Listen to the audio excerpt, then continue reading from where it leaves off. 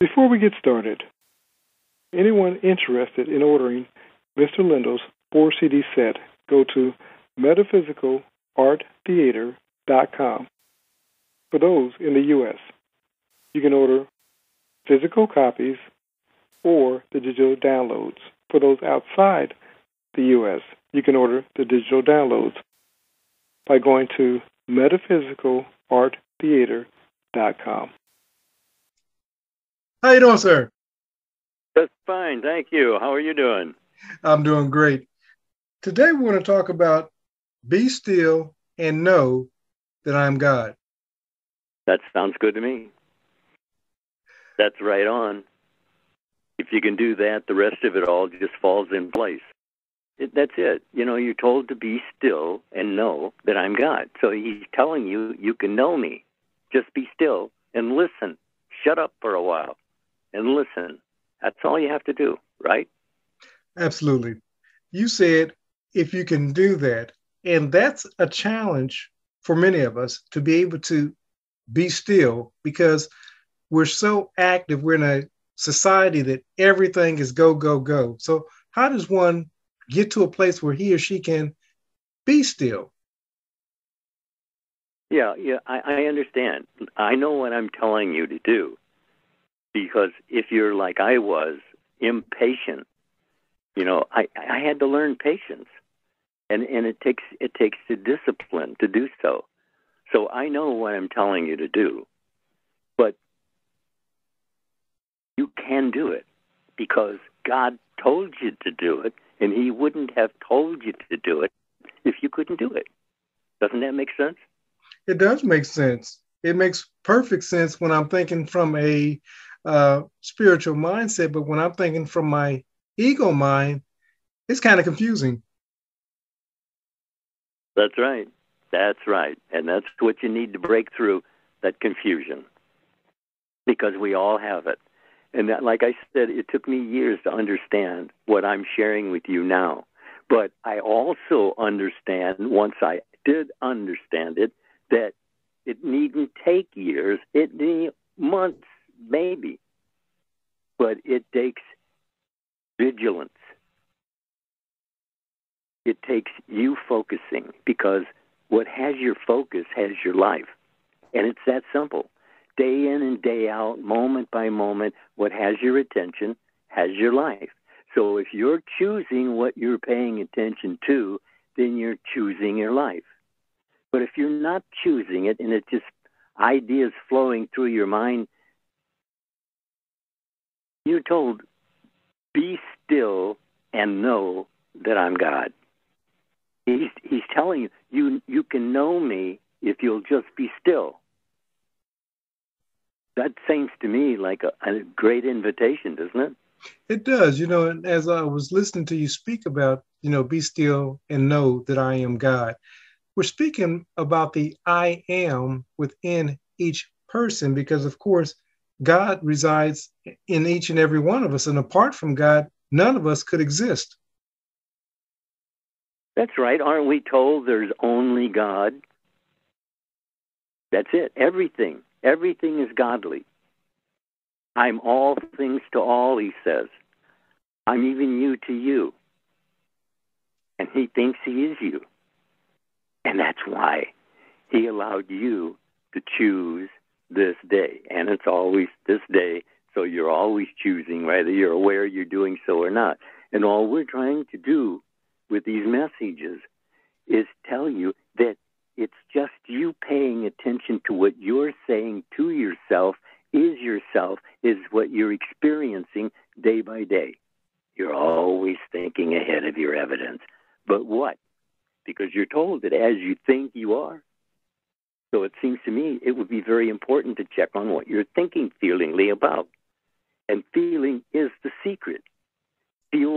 Think only on things that are lovely and of good report. And you'll feel lovely and of good report. And it doesn't cost you anything. You don't have to tell anybody anything you're doing. Just go into silence, be still, and know that I'm God. Isn't that the story? That's the story. And I want to go back a little bit on this story. You said, and he thinks that he is you.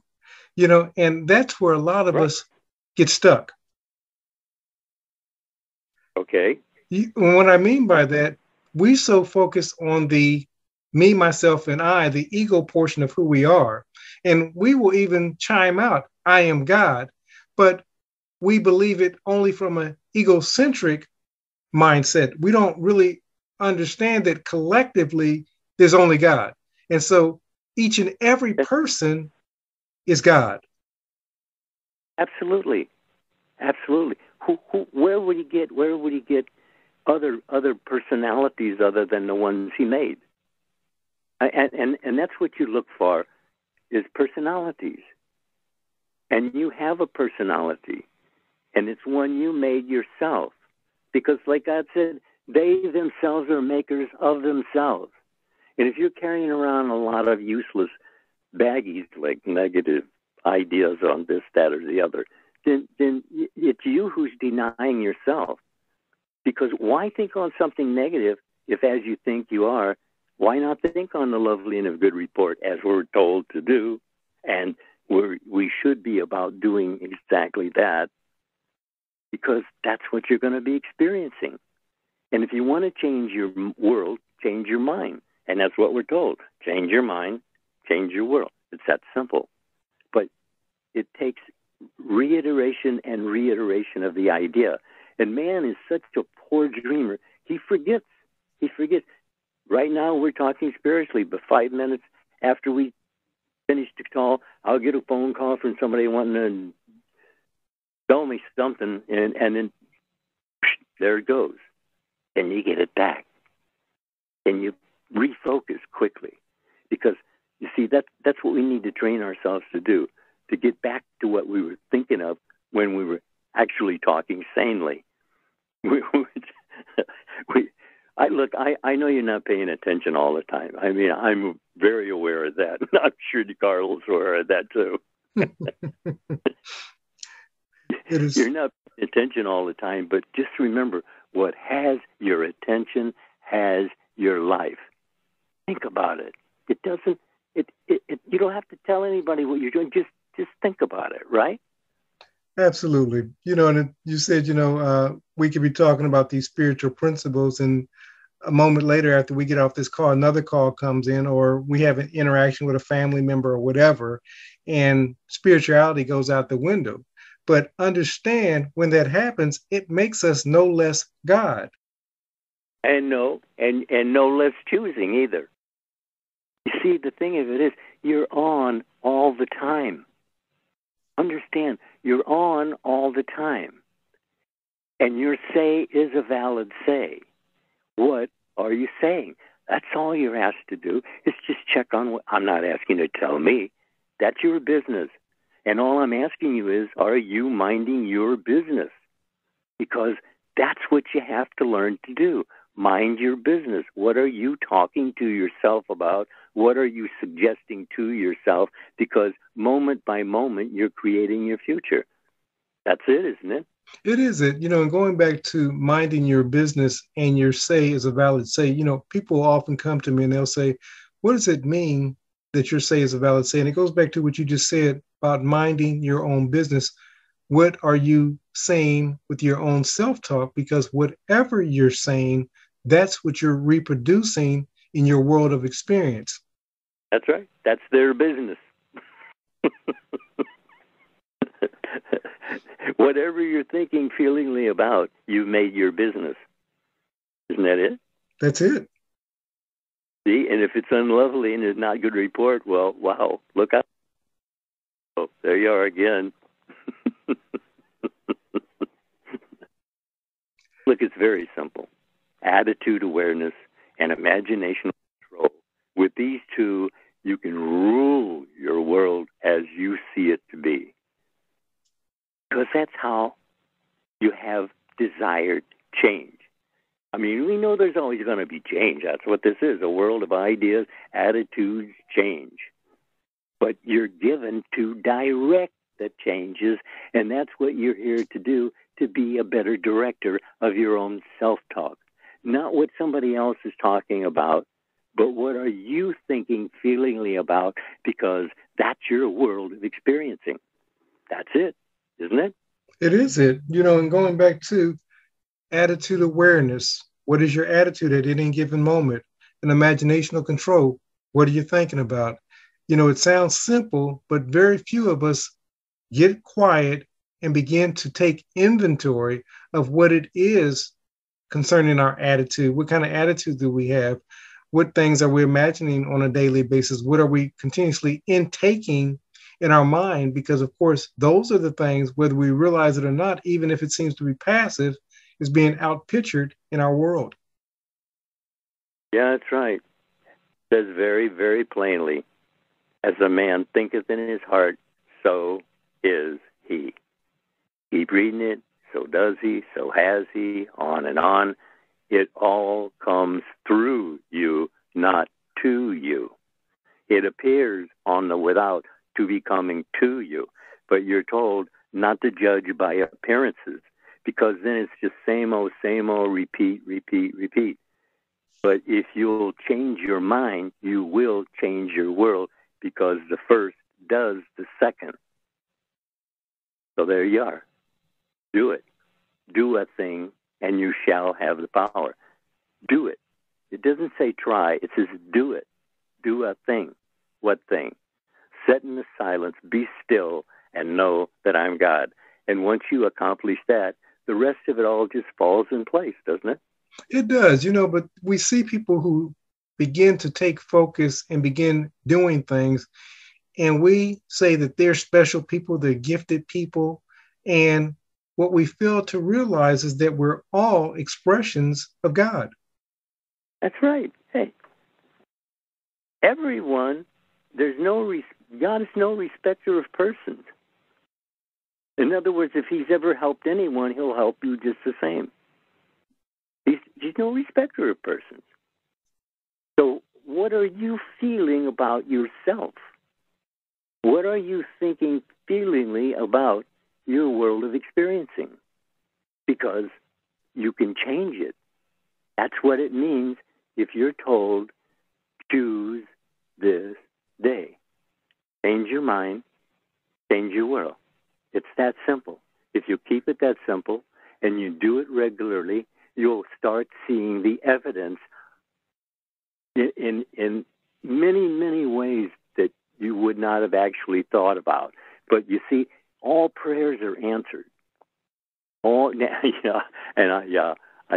hear a lot about that. But all prayers are answered. What are you praying for? How are you praying? Believing is receiving. And if you don't believe it, you don't receive it. Isn't that it? That is it. You said all prayers are answered. And I was talking to someone the other day, and they were saying that, you just can't know the thing that's going to make for your success. But we can know. If we continue to think in a certain pathway, if we continue to do a certain thing, you're going to get a certain result. Now, it may take some time. It may not, everybody's time frame may not be the same, but we know if we continuously think successfully, we can bring about success. That's right. That's right. If you can think about success, but not about it, think from it. You see, that's what everybody's doing, thinking about. And I did that for years. Oh, I hear something, I say, oh, I know that. Oh, I know that. See, I didn't really know it about it. I just knew about it. I didn't know from it. And that's what you're to do. And the way you know from it is that you're dreaming the dream. And you're told to dream the dream. And you're dreaming a dream. Hopefully it's not a nightmare. But if it is a nightmare, you're still given an out. To the Lord belongs escape. And that's the Lord in you. And he is escaping you, what you're saying, because he tells you, I'm suffering with you, but you behold me not. So he left it up to you to choose this day. And you are doing so. And if you're suffering, well, he's suffering with you. I am with you always. I will never leave you, omnipresent. And you're told there's actually nothing transforming in death. That's right, because you're spirit. The body idea, well, that goes back to the ground, fertilizing something. But you're spirit. And that is what you really want to focus on, is that you are spirit, and what you're saying to yourself is your everydayness experiencing. And if you don't like it, change it. You're given, choose this day. In other words, if yesterday wasn't working good, today isn't working good, choose a new one right now. Because now is the appointed hour for desired changes. But you have to make the change. You have to decide the change. Choose it. Wouldn't you say? I would say, you said, you caught me. I said, think about success. You said, no, think from success. And you're absolutely correct. You said, dream the dream. In dreaming the dreams, creators, again, you're the actor on the stage. You're not dreaming about, you're dreaming from.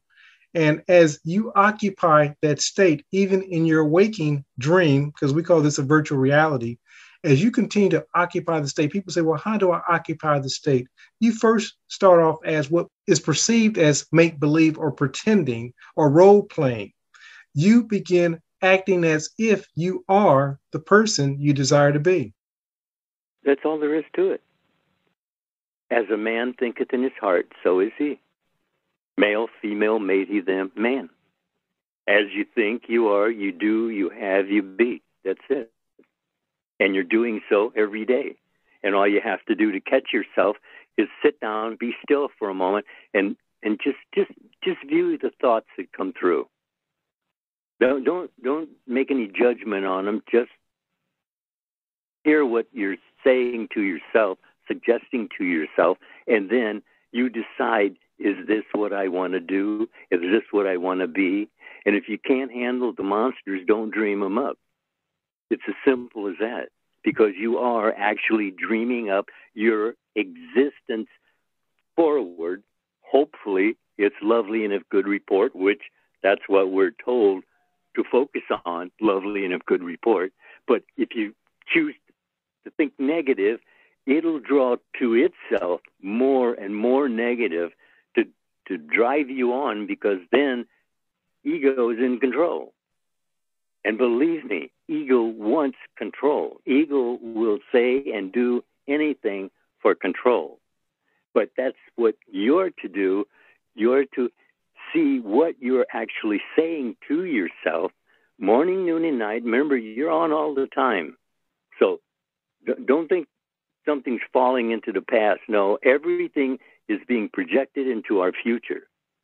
So if you don't want to experience it, don't sit and think about it, right? Absolutely. You were talking about sitting in the silence and thinking about what it is that you give your attention to. And this is really so paramount, because many of us just let thoughts run rampant, and we just let anything flow into our mind's gate, and we don't even give it a second thought. And the problem was, even as a child, I came to the conclusion early on, just because I thought a thought didn't mean I had to own that thought. Many of you are owning thoughts that you've given residence to that you shouldn't be, but you're able, if you begin practicing sitting in the silence, to shut undesirable thoughts, unwanted thoughts out. That's it. That's it. You just don't want to bond with it. If you don't want to experience it, just don't bond with it. And all you have to do to bond with it is keep thinking about it.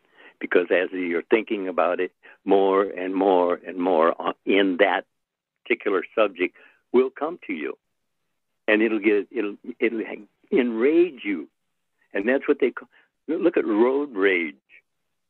Some little minor thing has someone blocking you for a moment or so, and people are so anxious about getting somewhere or doing something. It's always hurry, hurry, hurry. And because of that, we allow ourselves to get sucked up into things we really don't want to even be involved in. But you do have to watch what you're allowing yourself to entertain as thought. Is it lovely and of good report? Fine, do so. It'll draw to it more and more ideas, and after a while, you wonder why you ever thought negative about anything. Really, focus. is what's running your life. What is your focus? It is your life. What is your focus? Think about it. Lovely and of good report or negative.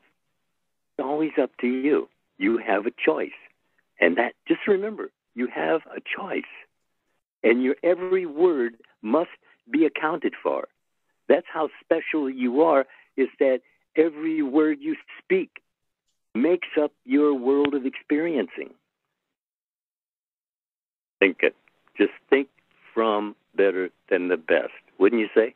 I would say, you said each thought draws to itself. So you said, think lovely and of good report. Now, think about that. As Mr. Lindell was saying, that each thought draws to itself like thoughts. What if you start meditating from a place of abundance or a place of health or a place of loving relationships? Think how those thoughts begin to magnetize to you more of the same. So if you're practicing what was just said, that each thought draws to itself, get into the state, begin thinking from abundance, from health, from love, and see how those things are also drawn to you as much as the negative that you have experienced in the past. You're in control even if you're out of control. The idea is to be aware of being in control, not being unaware of being out of control. Because you're one or the other. You're either helping yourself or you're setting yourself in some sort of situation you don't want to be in. Why sit and think about things you don't want to experience? Because that's the quickest way to experience it, is thinking about having to experience it. You're in charge if you will take charge. But if you don't take charge, then you're out of charge, but you're experiencing what it is you're thinking, even if you're out of control. So if your life seems to be out of control, take control. Because it's only you can do it. No one can really help. Already you can get help from the outside for different things, but not changing your mind to change your world. Because that's what you're actually involved in. That's what we're all involved in doing. We're sent here innocent as babies, and then you're conditioned by the world around you from well-meaning, loving parents, or maybe not. But whatever, you're conditioned to certain ways of thinking and feeling. But are they serving you? Because if you become the age of reason, whatever that is, then let's reason together. Is what you're thinking and feeling justified by what's going on around you and in you and through you? Because all things produce after their own kind. So you're constantly making up a kind by your own thinking. And if it's not lovely and not good report, you're still going to experience it. Subconscious is never going to question what you're making of your world. It's only going to produce it. All things are produced by the Word. The Word is with God. The Word is God. And you're using the Word, the power, and you're creating your world moment by moment. Are you aware of that? That's the question, isn't it? It is the question. And you said, when we're born, we all have been conditioned by well-meaning parents or otherwise, or environments, teachers, educators, and so forth. And most of us don't realize, as Mr. Lindell will often say, he meets people 80, 90 years old who are still being raised by their parents. Many of us are still being raised by our precondition of parents, loved ones, teachers, educators, and so forth. And we believe that the thoughts that we think are our own, and yet they've actually been given to us by someone else. Yes, and usually so subtly you didn't even know you accepted it, right? Absolutely. Think of it as there are people who they say they don't want to argue, but arguing seems to make them alive, and that's not the force you're supposed to be operating with. It's lovely and of good report. So if you'll question yourself as to what you're thinking and feeling by that balance and see where you're at. Because look, it's what you think about you is your life of experiencing. And just whatever you're saying about yourself, if it's not lovely and of good report, stop it. Because the only one being condemned here is you condemning yourself. And we're told, blessed is the man that does not condemn himself for that which he has allowed. That's has allowed. So you're given. You got a new start right there. Start feeling, thinking properly. That is lovely and of good report as to what you think is feeling lovely and of good report. Because all things are possible to those who believe. Now, just hearing that one statement, and that's right out of Scripture. I'm not making anything up. I didn't figure anything out. This is all revelation. And you'll have the revelation if you'll just shut up for a while and sit down and be quiet. And I know what a chore that is at first. In fact, it took me years to do it, but I did discover that it shouldn't take that long. It shouldn't take you more than months. And you can do so because God told you to do so. And if he told you to do so, then you must be able to do so. You just have to make up your own mind. What do I want? What is it that I'm looking for? But get this, what you are looking for is looking for you. And if you're looking for a problem, you'll find it. I promise you, you will. All things produce after their own kind. What kind are you thinking feelingly about? Isn't that the question? It is the question. You know, you asked the question earlier. You said, what is it that you think about you? You said, this is the thing that's most important. And many of us, we get so caught up in what somebody said online about us, what other people think about us, you know, what family members think about us, but we never solidify what it is we think about us. Right. That's right. And because you don't, everything's a surprise to you. You see, because you didn't know feelingly, thinkingly in yourself what you're looking for. And if you don't know what you're looking for, well, then you'll probably find it.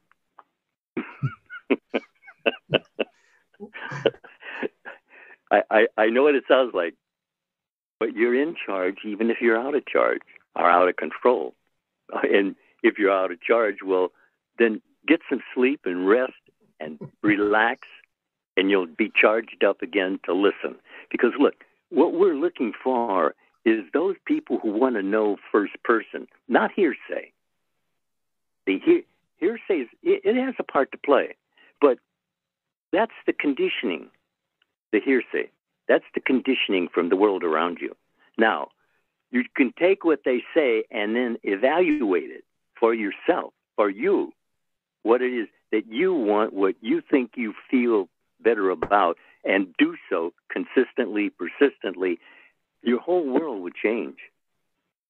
Not overnight, but it will change. And you'll notice the benefits of actually going into the silence if you'll do so consistently, persistently. Look, I know you're not thinking all the time about doing this, but the thing of it is, if you will start doing it, even just for moments at a time, being still, really still.